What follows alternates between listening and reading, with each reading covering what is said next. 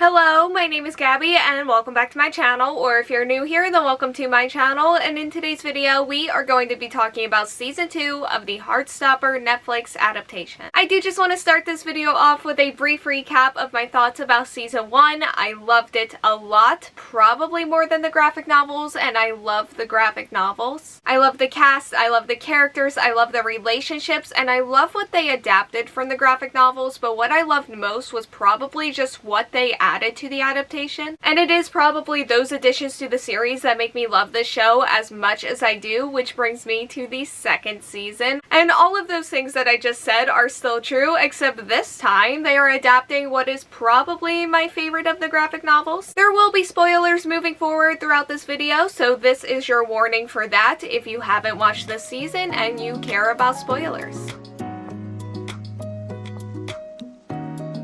I debated a couple of ways to organize this review and just talk about this season, and I do think that the easiest way for me to do this is to just talk about the couples and the individual storylines. So we're gonna start off with Nick and Charlie. These two had a ton of really adorable scenes together, and it was really nice just seeing them like being cute and being happy. A big part of not only their story, but just the season as a whole is coming out. We see Nick really struggle to come out, and we also see him get a lot of love and a lot of support from the people in his life when it comes to this, especially from Charlie, which I love so much. I love the come out for you and not for anybody else commentary, and also just like the don't feel pressure to come out and come out when you're ready commentary. Like, I say this a lot when I talk about the graphic novels, but just seeing these characters love and support one another to the extent that they do really just gives me like an endless amount of joy. And we also see that when we start really diving into Charlie's mental health and his ED towards the end of the season. My heart definitely wasn't ready for this storyline, and that forehead kiss scene at the end of the show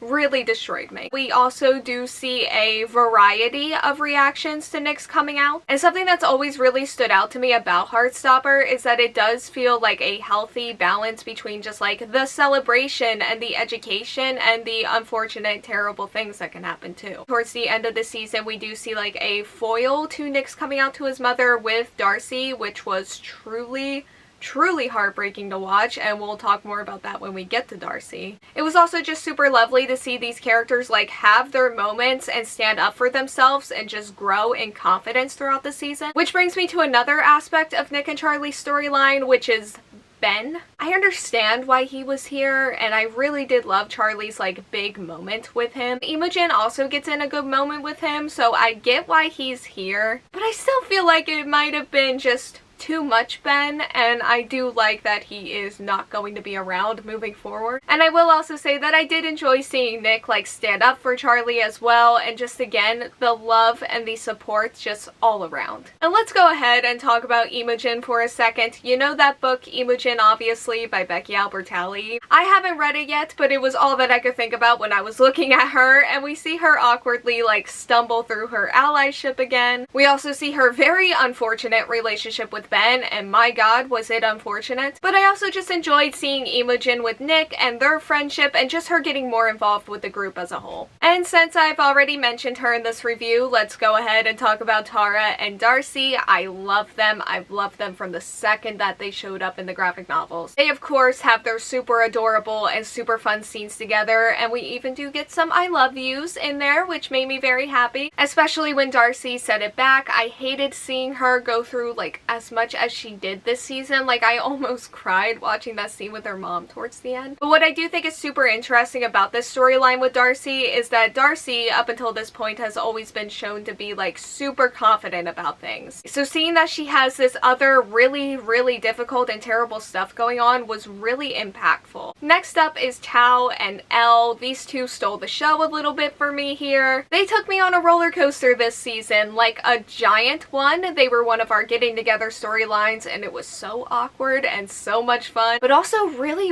angsty. Like, I kept thinking of the Nick and Charlie novella and their storyline in there, because I feel like some of that was in this season. But we do get there with them. It was a journey, but we got there, and I was so happy when we did. I also really love seeing Elle just be successful in her art career and making new friends. And it was also interesting to see a bit of a deep dive into Tao's character and his struggles, and especially his struggles with seeing that with Elle. I do think this show has some really good character growth, and we love to see it. And speaking of deep dives, let's go ahead and talk about Isaac, because he's just a star. First and foremost, he has amazing taste in books, but we already knew that. And this season, we do get to see a lot more of him. I love this. I love seeing the ace representation. And I love watching his journey of self-discovery towards that asexuality, and I love that that journey is still ongoing for him. And there's a scene before he picks up the book with like the word asexuality written in big block letters, where we see him reading Summer Bird Blue by Akemi Dawn Bowman, which again, amazing taste, but I do love that he was reading a book with both ace and era representation in it right before that big scene. And I don't know, the attention to detail just felt really amazing, and I'm sure this kind of stuff was like going on before this too, and I just didn't notice it until I saw that. But this is also the one that really stood out to me, so I wanted to mention it. I also do have to talk about the teachers like a little bit, because I am slowly but surely becoming obsessed with their dynamic, and I can't wait to see more of them. I hope we see more of them because they were just super fun. And now I do just want to talk about Paris, because I did spend the first couple of episodes this season waiting for them to go to Paris, and it was everything that I was waiting for. This cast just has like amazing chemistry together. Like, this is just such an incredible and talented cast of people, and there were so many fun moments between the characters throughout this entire season, but especially in Paris, I was smiling so much. And Heartstopper has always had great comedy in general, but I do think that it really shines through the show. Like season 1, the music was also very good, and there was also really amazing cinematography again. Overall, I love this show. I love that it exists for so many reasons, but I also do think that Heartstopper is just really important. So I love that this show is as successful as it is for so many reasons, but also especially because of that, because they really do deserve it. Like, this is one of the few adaptations that I would argue is probably better than the source material, and I hope that we see like quite a few more seasons of this show moving forward. But until then, we do have the next volume of the graphic novel approaching, and I am so